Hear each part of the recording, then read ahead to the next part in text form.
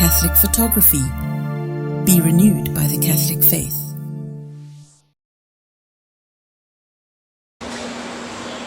Bien-aimés, nous écoutons la parole de Dieu. Je vais lire le livre de l'Apocalypse au chapitre 12, le verset 1er jusqu'au dernier de ce chapitre, c'est-à-dire le verset 17.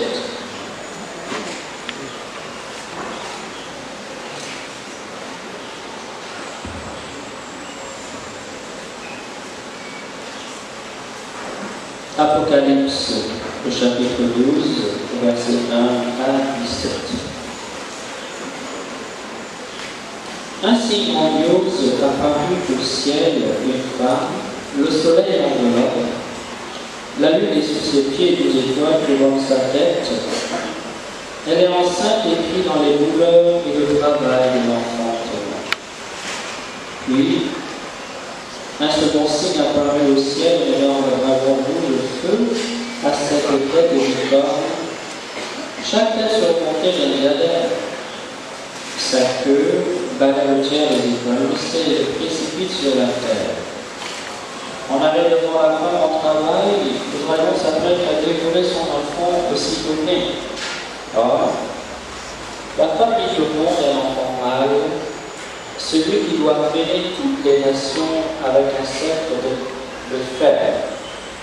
Et son enfant fut enlevé jusqu'auprès de Dieu et de son peuple.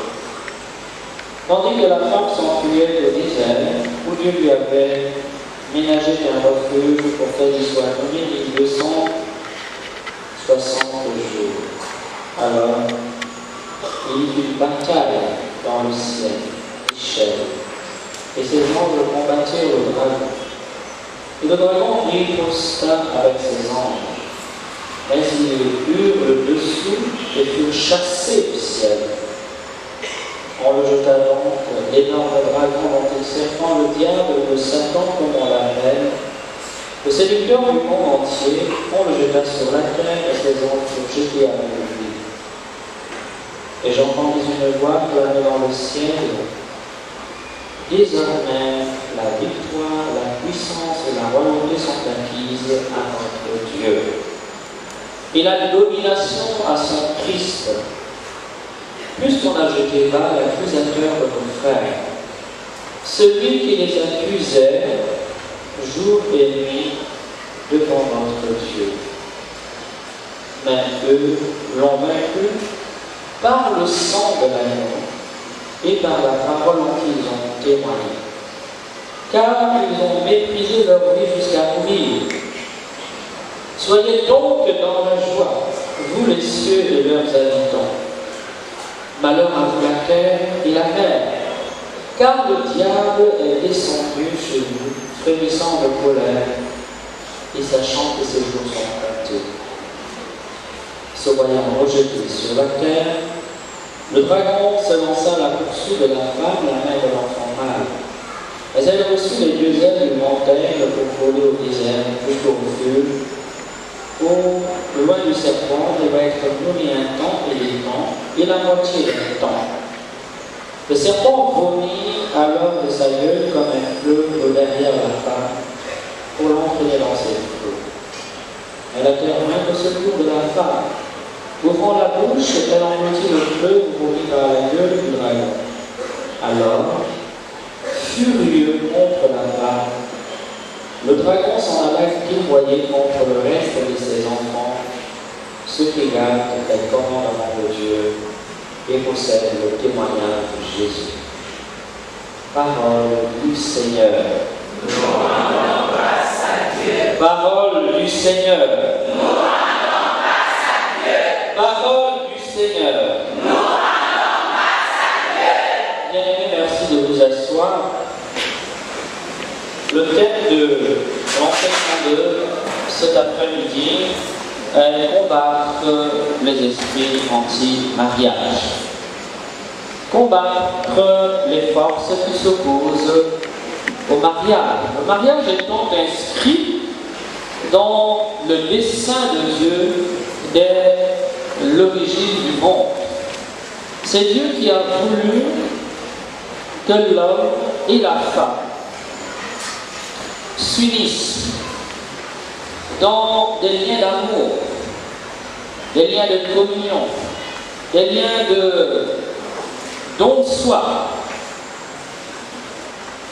des liens qu'il a appelés à la fécondité, des liens qu'il a appelés à être l'image, l'icône de l'union du Christ et de son Église, des liens qu'il a voulu inébranlables, des liens qu'il a voulu faire d'un amour que personne ne doit briser ou casser.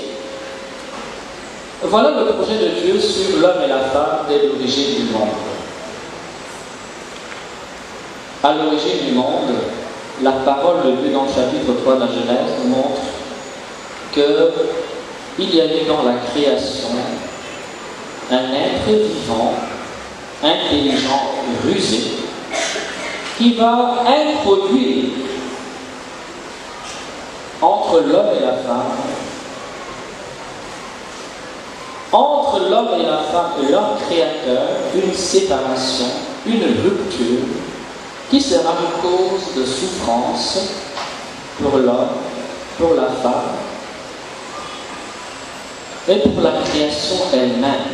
Car à cause de cette séparation, cette rupture qu'il y aura entre Adam et Ève et Dieu, la terre elle-même sera comme marquée par la malédiction. Les couches de la femme seront marquées par la douleur. Elle sera désormais dominée par sa convoitise et l'homme devra arracher au prix de longues souffrances à la terre son fruit pour pouvoir nourrir les siens. Nous sommes ici dans le chapitre 3 du livre de la Genèse, chapitre dans lequel la révélation dit de manière imagée cette rupture originelle qu'il y aura entre l'humanité et son créateur d'une part, mais d'autre part également entre l'homme et la femme. Car comme le montre ce chapitre 3 du livre de la Genèse, aussitôt que l'homme et la femme ont eu péché, non seulement ils devront se protéger l'un de l'autre en se faisant des vêtements, mais également à la question de Dieu, Adam aurait-il mangé du fruit de l'arbre défendu?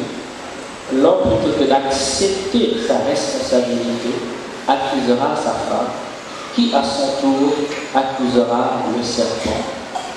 Et aucun des deux n'aura l'humilité, la vérité d'assumer sa part de responsabilité. Amen. Amen. Nous voyons donc que dès l'origine, Dieu a voulu le couple humain. Dieu a voulu que l'homme aille avec sa femme, non pas avec ses femmes, et donc que la femme aille avec son homme, pas avec ses hommes, et que l'un et l'autre vivent dans des liens d'amour que personne ne doit pouvoir séparer, rompre, des liens d'amour à l'image des liens d'amour que Dieu tissera avec l'humanité dans le mystère du Christ et de l'Église. C'est le livre, ou plutôt l'épître aux Éphésiens, chapitre 5, le verset 21 à 33. Ce mystère de l'union de l'homme et de la femme est grand, car il est l'icône, il est l'image de l'union du Christ et de son Église. Amen. Voilà le projet originel de Dieu. Projet de bonheur, mais également projet de fécondité. Parce que l'amour, vous le savez, d'expérience, est essentiel au cœur de l'homme. On vit l'amour comme on vit l'eau fraîche. Nous avons autant besoin d'amour que nous avons besoin d'eau fraîche. Amen. Bien-aimés, merci de suivre. Ne vous laissez pas distraire parce que ce que je dis est important. l'amour, comme on dit d'eau fraîche. L'un et l'autre sont importants pour la vie.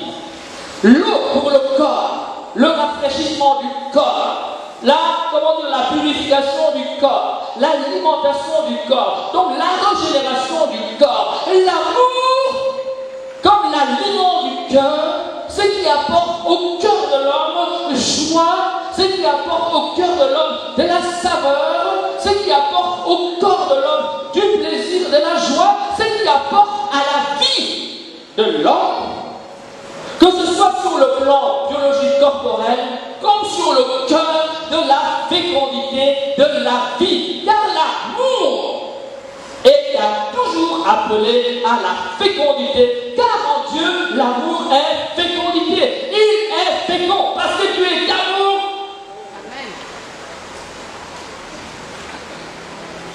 Dieu est créateur.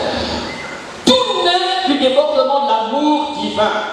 C'est parce que Dieu est amour que Dieu peut nous donner la vie. C'est parce que Dieu est amour que Dieu est miséricordieux à notre égard. C'est parce que Dieu est amour qu'il est patient à notre endroit. C'est parce que Dieu est amour qu'il est à la recherche de la brebis perdue. C'est parce que Dieu est amour qu'il nous a fait à son image et à sa ressemblance. C'est parce que Dieu est amour qu'il a voulu que nous participions.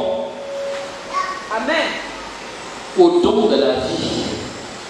Dieu pouvait nous créer comme des anges, c'est-à-dire qu'il nous façonne sans qu'il y ait le concours d'un homme ou le concours de la femme. Mais Dieu a voulu que l'homme et la femme s'unissent et deviennent avec lui co-créateurs d'une nouvelle vie humaine. Amen. Mais bien aimé, ce texte que je viens rapidement de tenter de commenter montre que dès l'origine, le démon s'oppose à l'union de l'homme et de la femme. C'est dès ce moment que dès l'origine, l'union de l'homme et de la femme a été impactée par le péché de l'homme. C'est dès ce moment que dès l'origine, c'est le serpent qui va se faufiler et pousser non seulement à la séparation de l'homme avec Dieu, mais à la séparation de l'homme avec la femme. Originellement, l'instigateur, celui qui va travailler à la destruction de la famille humaine, hier comme aujourd'hui, porte un nom, c'est le Satan, c'est le diable, ce sont les puissants du mal et du péché. Dis Amen. Amen. Mes bien-aimés, dire cela, ce n'est pas dire que nous n'avons aucune responsabilité, comme si nous étions tous innocents. Non. C'est répartir les responsabilités. La suite de mon propos tentera de le montrer. J'ai bien dit, si tu es montré que c'est le démon qui est à l'origine de la bénédiction de la famille humaine, ce n'est pas évacuer ta responsabilité d'homme ou de femme, c'est partager les responsabilités. Nous ne sommes pas seulement victimes de la malice, de la destruction, de la manipulation, de la haine, du venin du serpent. Nous sommes aussi coupables parce qu'Adam et Ève n'étaient pas obligés d'obéir au serpent. Surtout que Dieu avait donné autorité à l'homme et à la femme sur la création. Dieu avait confié à l'homme l'autorité sur la création. Dieu avait confié à l'homme la garde du jardin. Il devait garder le jardin, c'est-à-dire le protéger, mais il devait le protéger de qui et de quoi?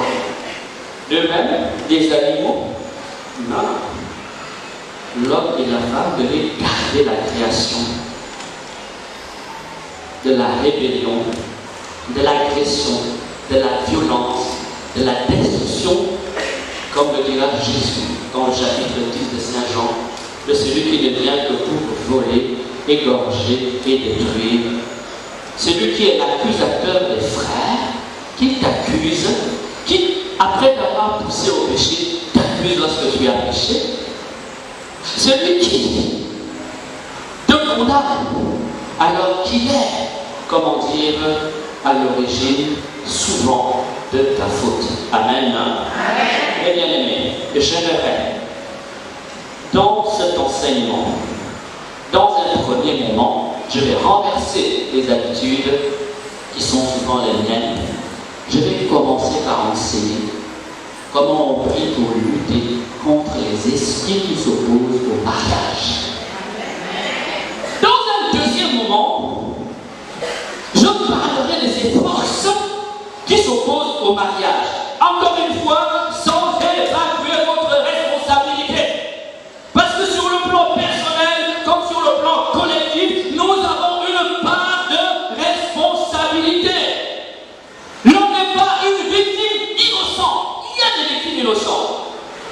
Mais la plupart du temps, nous ne sommes pas des victimes innocentes. Nous sommes complices de notre propre désarroi. Nous sommes complices de nos échecs. Et particulièrement dans l'ordre de l'amour. Amen. Alors, comment prier contre les esprits anti-mariage? Beaucoup ici cherchent la grâce du mariage. Beaucoup ici prient pour se marier. Beaucoup ici prient pour qu'ils soient libérés des esprits qui les empêchent de se marier. Beaucoup ici prient pour être libérés des femmes et des maris de nuire. Mais avant de commencer par prier pour cela, une démarche s'impose à nous. C'est ce que l'on appelle la repentance. Il faut commencer par se battre la poitrine et reconnaître qu'on a péché contre le ciel et contre soi-même. Que nous n'avons pas toujours mené une vie de discipline, une vie selon la parole de Dieu, que nous ne sommes pas toujours soumis à l'ordre divin sur notre sexualité. Mais que nous avons fait souvent de notre sexualité un jouet, un gadget à plaisir, que l'on exhibe, dont on use à volonté, dans une impureté qui a gagné la société. Nous sommes dans une société de plus en plus marquée par l'impureté. Ce qui autrefois devait se montrer dans les lieux intimes, dans les lieux secrets, Facebook, WhatsApp, IBM, n'est-ce pas? Il n'y a plus aucune retenue. Même dans les rues, on expose ce qui relève de l'intimité du lien de l'homme et de la femme. Nous sommes dans un monde corrompu et qui corrompt. Amen. N'espérez pas vous libérer des esprits anti-mariage sans d'abord commencer par faire pénitence. Amen. Le premier pas, c'est la pénitence. Il s'agit ici de demander pardon à Dieu de tout son cœur, de toute sa volonté, pour tout ce que nous avons fait qui nous a, opposé à l'ordre divin. Autant que cela est possible, autant que notre conscience nous en donne la lumière, il faut demander pardon à Dieu, s'humilier devant la face de Dieu, reconnaître que la plupart du temps, nous avons fait un mauvais usage de notre sexualité, de notre corps, comme de notre cœur. Beaucoup en ont fait, comme on dit, une source d'argent. D'autres en ont fait simplement une source de plaisir. La plupart du temps, on en fait un lieu de séduction, de manipulation, voire de domination. Mais bien aimé, on ne peut pas s'affranchir du pouvoir du serpent sans commencer par reconnaître sa faute. Parce qu'Adam et Ève n'ont pas pu faire. N'est-ce pas? Peut-être le sort de l'humanité aurait été différent si simplement ils avaient reconnu, Père, nous avons failli. Nous nous sommes trompés. Est-ce que vraiment tu aurais enfermé l'humanité dans la désobéissance de l'échéance? Nous n'en savons bien. Je parle conditionnel, n'est-ce pas? Mais la révélation nous montre qu'ils ne furent pas capables de repentance. Que spontanément, ils ne reconnurent pas leur tort, mais ils accusèrent Dieu et ils s'accusèrent mutuellement, ils accusèrent le serpent. C'est la femme que tu m'as donné. Ça veut dire que ce n'est pas de ma faute. C'est toi et la femme. Voilà la réponse de Adam à Dieu. Lorsque c'est dit, mais est-ce que tu as mangé? Il dit non, c'est pas. C'est la femme que Dieu m'a donnée. En d'autres termes, ce n'est pas moi qui suis pour rien. C'est toi qui as créé la femme. C'est toi qui as créé le serpent. C'est toi qui m'a confié à la femme ou qui m'a confié à cette femme. Dans tous les cas, c'est la femme que tu m'as donnée. La femme dit le serpent. Amen. Amen, amen, amen. La repentance, cette repentance doit ne pas être complaisante par rapport à la sexualité. Je me souviens d'un témoignage où le curé d'une paroisse, pour les temps de Pâques, temps de carême, préparation pascale, reçoit ses doigts en confession. À la fin, il passe, alors moi il dit, écoutez-moi, chers frères et sœurs, messieurs et dames, vous n'avez pas de vie sexuelle. Comment se dit que je peux confesser toute la paroisse? Personne ne confesse ses égarements par rapport à la sexualité. Quand on sait que nous savons que c'est un lieu de grande fragilité, un lieu de grande misère, un lieu où même les meilleurs ne sont pas innocents. Amen. Mais bien, il n'y a pas de complaisance à ce niveau. Amen. Il faut oser reconnaître qu'on l'on a fait un mauvais usage de sa sexualité et en demander le plus sincèrement pardon. Ensuite, si la repentance est sincère, si la repentance est authentique, il faut faire le ménage de sa vie. Il faut faire le ménage de sa vie. Car le mauvais usage de la sexualité va avec, comment dire, un certain nombre d'éléments. Il va avec certaines mauvaises fréquentations. Il va avec la fréquentation de certains lieux, comme la fréquentation de certaines personnes, comme avec l'usage, la fréquentation de certaines choses. N'est-ce pas? Il faut avoir le courage de les mettre à part. Sinon, ce n'est pas une repentance. La repentance doit accoucher de la rupture ou de la volonté de rompre. Je suis prêtre. Quand tu fais au confessionnal, je vais te demander est-ce que tu renonces. Tu me dis non, j'ai rendez-vous avec le petit repas. Ok? Le petit repas, tu ne peux pas recevoir. Parce que je ne suis pas de dire oui, c'est mauvais ce que j'ai fait. Il faut que c'est mauvais. S'achève pas, j'arrête, je coupe, je ne ferai, je me battrai plus jamais retourner, comment dire, aux noms d'Égypte. Amen. Faire le ménage, c'est couper avec les mauvaises fréquentations. Faire le ménage, c'est couper avec certains lieux qui sont des lieux de débauche. Faire le ménage, c'est parfois aussi couper ou se débarrasser de certaines activités. Machines, films, toute une industrie de la sexualité qui brasse des milliards. Je dis bien des milliards. Films, magazines, téléfilms, réseaux sociaux, appareils sexuels. Tout cela doit être jeté au poubelle et brûlé. Je vais pousser même la logique. Même un certain nombre, comment dire, d'accoutrements vestimentaires qui ne respectent pas la pudeur, qui ne respectent pas ton corps, qui dévoilent, qui exposent ta nudité à la convoitise des gens. Il ne suffit pas de dire je n'ai rien à faire, moi je suis le corps pur, ça ne regarde pas. Tu oublies que tu vis dans une société impudique. Tu t'habilles légèrement, tout le corps dehors. Moi je n'ai pas de mauvaises pensées. Ben, tu es en train d'entretenir les mauvaises pensées autour de toi. Donc tu es coupable.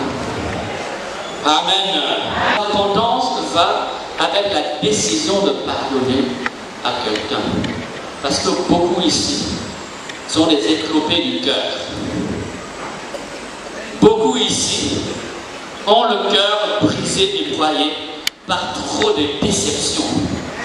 Ah, si nous étions des plongeurs sous-marins, et qui nous donne la possibilité d'aller voir ce qui se passe dans votre cœur, nous rencontrerions tellement d'hommes et de femmes en pleurs, le cœur brisé, le cœur déchiré, déchiqueté par trop d'échecs, par trop d'abandon, par trop d'abus, voire par trop de chosification. Amen. Les hommes comme les femmes. Les hommes comme les femmes. Je me souviens, j'étais encore jeune, il y a une quinzaine d'années, voire même plus. Je vivais alors à cette époque au Burkina comme missionnaire. Je n'étais pas prêtre à l'époque, même pas diacre. Et j'allais dans une mission de brousse avec un jeune de mes frères qui est aujourd'hui prêtre. Et dans ce petit village, nous sommes allés prêcher. À un moment donné, le Seigneur me dit, il y a un jeune homme ici qui a décidé de se venger de toutes les filles qu'il va rencontrer. Au moment où je dis ça, il y avait un groupe de chorale, de là, tout le monde commence à rire. Il rit. Je comprends pourquoi il rit. Quand je te demande, je dis, écoutez, je vais oser le faire, je respecte ta liberté, mais pourquoi n'oserais-tu pas t'avancer? La chorale rit, il rigole. Je dis, bon, peut-être que la parole, à la fin de la prière, voilà que la chorale arrive, et il y a un monsieur, un jeune homme en face de moi, il dit, mon père, c'est moi. Dans la chorale même, j'ai 3 copines.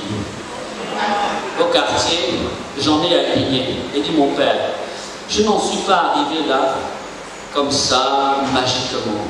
C'est que j'ai été humilié, blessé. J'avais une fille avec laquelle nous cheminions chrétiennement pour le mariage. Nous nous étions promis chasteté, pureté. Et elle me jurait qu'elle vit la chasteté et la pureté. Jusqu'à ce qu'un jour, je me rends compte que quand elle est avec moi, elle vit la chasteté et la pureté. Mais quand elle me tourne le dos, elle va avec un homme. J'ai tellement honte, j'ai tellement été brisé, j'ai tellement été déçu que j'ai décidé que toutes les femmes sont comme elle. Celles qui auraient le malheur de tomber entre mes bras, je me vengerai de toutes. Ça vous va? Ça vous fait rire? Ok. C'est dire que parfois, derrière certaines souffrances, certains comportements sexuels, il y a parfois des blessures, il y a parfois des abus, il y a parfois des traumatismes, il y a de grandes souffrances. Amen. Du coup, la repentance, c'est aussi péché. Ils leur seront pardonnés. Jésus a dit, ceux à qui vous pardonnerez les péchés, ils leur seront pardonnés. Ceux à qui vous les retiendrez, ils leur seront retenus. En d'autres termes, Dieu a conféré le pouvoir de pardonner les péchés à son Église. Amen. Jean 20, le verset 21 à 23. La confession. Ces 3 étapes principales. Je m'en vais voir le prêtre parce que tout ce travail a mûri dans mon cœur. Je décide de 4 choses. 1, de regretter, lui manifester le regret de ce que j'ai fait. 2, de lui avouer les bêtises que j'ai accumulées. 3, je m'engage devant le prêtre, qui est le représentant de Dieu, qui a reçu le pouvoir de par l'Église de défaire le péché. Je m'engage à tout faire pour ne pas retomber dans les mêmes fautes. Et je m'engage à tout faire pour essayer de réparer ce que j'ai détruit. Dans certains cas, il faut peut-être demander pardon à une femme ou à un homme, voire à un enfant. Amen. Il faut s'engager à réparer. Ce n'est pas parce que Dieu m'a pardonné que je dois me sentir dédommagé et réparer le mal que j'ai fait. Dieu m'a pardonné. Ça ne suffit pas. Oui, Dieu m'a pardonné. Mais le tort que j'ai fait à mon frère, l'injustice que j'ai commise à l'égard de mon frère, mérite et exige aussi une réparation. Amen. Dans certains cas, il faut aller demander pardon à la victime de notre égoïsme, à la victime de notre concupiscence, de notre violence. Amen. Et dans d'autres cas, il faut essayer de s'organiser pour compenser le mal fait par un surcroît de bien. Amen. s'il y a ces conditions, le prêtre peut te défaire de ton péché au nom de Dieu le Père, le Fils et le Saint-Esprit. Amen. Amen. Voilà la première étape de ce chemin de prière. Deuxième étape de ce chemin de prière, mes bien-aimés, ce chemin de prière, on peut dire qu'il comporte trois grands moments. Ok? Il y a, on va dire, le jeûne. Le jeûne, je n'en parlais que très peu parce qu'on en parle beaucoup. Le deuxième moment de prière, c'est l'autodélivrance ou la délivrance. L'autodélivrance, c'est moi-même qui prie pour me libérer. Car tu as reçu aussi autorité de par Dieu pour combattre les puissances du mal. Amen. Donc, tu ne dois pas seulement te tourner à gauche pour qu'on prie pour toi, que t'engager à prier pour ta délivrance. Il y va de ta responsabilité. Amen. Et le troisième moment qui est souvent oublié, c'est le temps de la restauration, prière de guérison et prière de bénédiction. Amen. Alors concrètement, quel est le chemin qu'on peut suivre? Eh bien, dans un premier moment, on a pris le temps de jeûner, on prend un petit temps de prière que l'on peut programmer sur une certaine durée. Amen.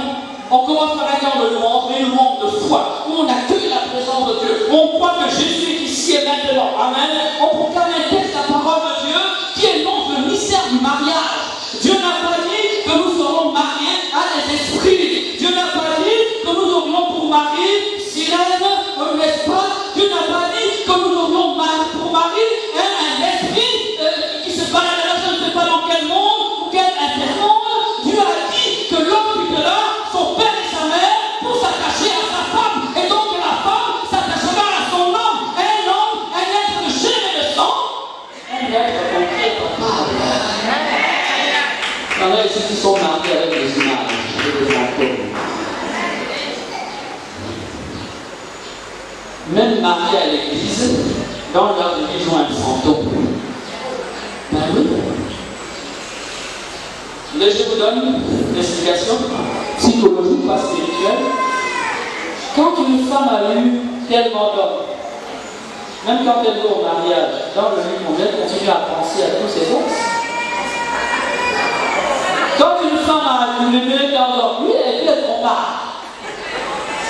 Un homme a accumulé plein de femmes. Il y a peut-être une qui voulait épouser, qui l'a chassé les parties. Même coucher avec sa femme dans le lit, elle continue de fantasmer sur celle qu'elle a jamais aimée et qui l'a plaquée. Tout cela fait partie des forces anti-mariage. Tout cela constitue des mines dans le lit conjugal. Ce sont des semences de murs de séparation, ce sont des semences de division. Veuillez m'excuser, je vais me permettre d'être indécent, il n'y a pas d'enfant de cœur ici. Amen. Oui, la femme qui est dans son lit compare son mari, ses exploits, mais ce que fait son mari avec les exploits qu'elle a vécu autrefois, elle sera à un moment donné satisfaite, et vous voyez la frustration qu'elle va engendrer, pas une dans le lit conjugal.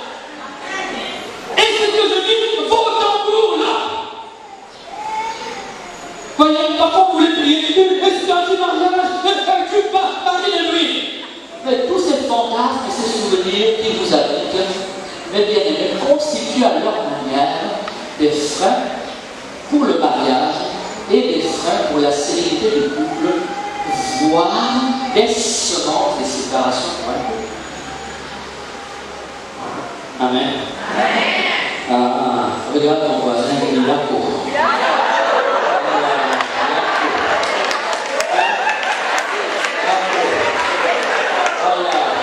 Tu te balades là, c'est des sacs de fantasmes, des sacs de fantômes, des sacs de souvenirs qui transportent et qui ne peuvent pas te permettre d'être épanoui avec un homme, qui ne te permettront pas d'être épanoui dans ton mariage et qui seront toujours comme un parfum de mauvaise odeur qui va détruire ton foyer. Et les gens j'ai prié Marie de nuit, il n'est pas parti. Et peut-être que les souvenirs que tu entretiens là, il faut que tu en guérisses, que tu les balayes.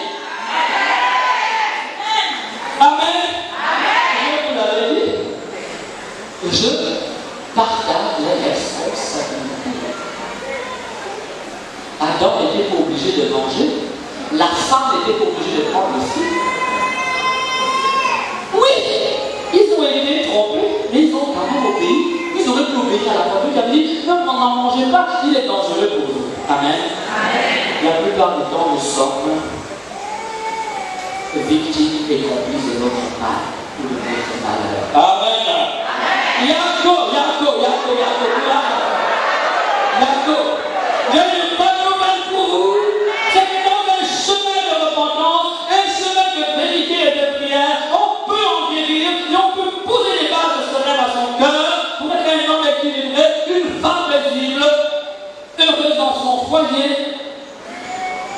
et heureuse, même comme célibataire, et prête à rencontrer l'homme de sa vie. Qui est bête? Quand on le goûtait voir, le gars se rend compte qu'il s'appelle Jacob et toi tu dis Pierre. Qui est bête? Qui est bête? Amen. Et parfois on voit des couples qui se chamaillent, ça se dispute, mais c'est un truc pareil. Mais ils n'auront jamais le courage de le dire. Ils n'auront jamais le courage. Parfois même la dame est énervée le matin, elle peut dire qu'il y a un truc bizarre comme ça la nuit. Mais bien aimé, il ne faut pas, avant de commencer à chercher les démons, il faut commencer à chercher les lieux d'ancrage des démons dans notre cœur. Vous savez, le démon ne s'active jamais à l'homme comme ça. Un mur comme celui-là, on ne s'y accroche pas au hasard. Il faut des supports, il faut des trous, il faut des hommes qui puissent permettre de s'accrocher, de s'arriver. Parfois vous voulez chasser les démons, mais vous vivez dans une impureté notoire. Ça ne marchera pas. Ça n'a jamais marché. Vous vous trompez et le démon vous trompera. Quand on arrivera tous devant le bon Dieu, nus comme Adam et Ève, même avec les feux de figuier devant, rien n'est caché au regard du Seigneur, nous serions confondus. Amen. Lecture de la parole de Dieu qui proclame le mystère du mariage.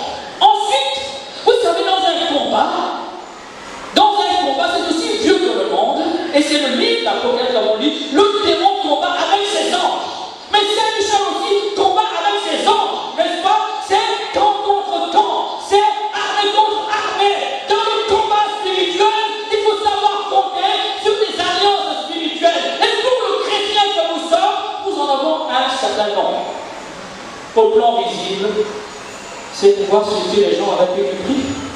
Au plan invisible, c'est être capable de compter sur Saint-Michel. C'est être capable de compter sur les anges et les archanges. C'est être capable de compter sur ton ange gardien. Car Dieu ne t'a pas laissé sur le pas fort du mal. Le combat aurait été démesuré, tellement démesuré. Il n'y aurait pas justice, ok? Une certaine équité qui aurait été méchant, injuste à notre égard. Il nous a confié à la dernière ange que nous sommes chargés d'écouter et que nous pouvons faire intervenir dans le combat contre les mauvais anges, qui viennent souvent nombreux, comme ce homme qui avait une légion, des milliers de démons. Que peut un être humain tout seul devant des milliers de démons? Rien de bien aimé. Il faut la grâce de Dieu, il faut les aides divines pour qu'ils puissent se libérer des démons. Amen. Saint Raphaël, Saint Gabriel, Saint Michel, l'ange gardien, le saint dont tu portes le nom. Le saint dont tu portes le nom t'a été donné pour qu'il prie pour toi. Amen. Et naturellement, la mère du Christ, la mère de Jésus, et c'est lui qui est le père adoptif de Jésus, Joseph. Amen. Trois des alliances spirituelles sur lesquelles nous devons recourir. On peut maintenant procéder à la coupure de lien. Mais pour ça, il a fallu d'abord faire repentance. Donc lister les honorer attachés, les choses auxquelles on était liés, les pratiques auxquelles on était soumises. Amen. Ici, avant de procéder pour monter la coupure des liens, invoquer le sang de Jésus comme un bouclier de protection. Les Hébreux furent protégés de l'ange mauvais, l'ange de la mort, par l'usage du sang de l'agneau, image du sang de l'agneau véritable, désigné par Saint Jean-Baptiste et qui enlève le péché, qui nous soustrait au pouvoir et à la domination du diable. Dis Amen. La renonciation. Je renonce à toi, esprit de mensonge et d'adultère. Je renonce à toi, Paul. Je renonce à toi, Jacqueline, il faut le dire. Parce que parfois, vous avez fait des pactes conscients ou inconscients avec des êtres qui vous persécuteront. Dis-le, non, je t'appartiens toujours, toute ma vie. Mon âme est à toi. Jamais je ne vais me séparer de toi. Ça te vit. Ça te vit, ça t'enchaîne. Il faut briser ces serments. Il faut briser ces pactes. Ce sont des nœuds intérieurs. Parfois, tu dis non, on s'est séparés depuis 15 ans, mais je le vois toujours en rêve. C'est toi-même qui lui as donné l'autorité, l'autorisation. On ne doit donner son corps qu'à l'homme de sa vie, sans avoir aucune prévention, sans avoir jamais, même pas fait de présentation. Tu dis que tu lui appartiens, toujours. Et ton coup se retrouve exproprié. Il vit 20 ans avec un an. 20 ans plus tard, le monsieur, ça va prendre une fille, il fait des présentations, et toi qui as acheté le terrain avec lui, tu as construit la maison avec lui, et tu viens pour le père, il va laisser.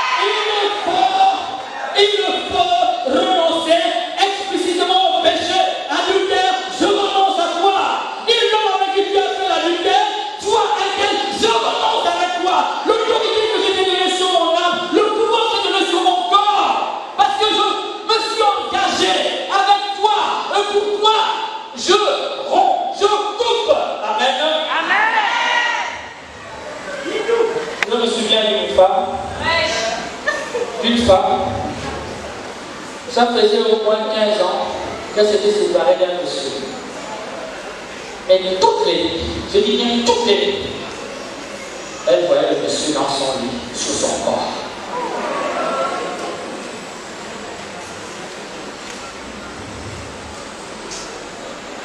La Bible dit, tout vous est permis.